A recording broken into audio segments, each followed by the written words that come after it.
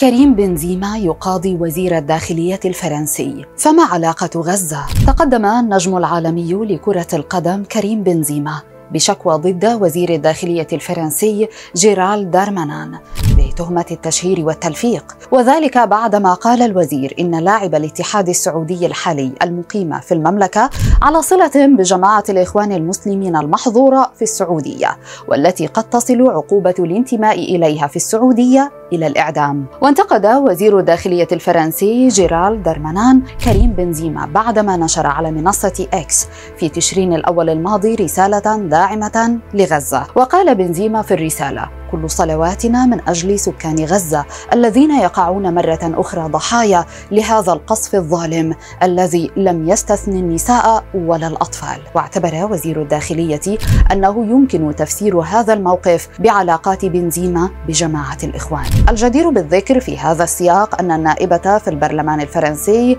فاليري بويي طالبت في نوفمبر الماضي بنزع الجنسية الفرنسية من بنزيما، قائلة إن اللاعب ذا الأصل الجزائري وصاحب الكرة الذهبية في 2022 لا يكن الولاء لفرنسا على حد تعبيرها. تحياتنا من فرانس بالعربي.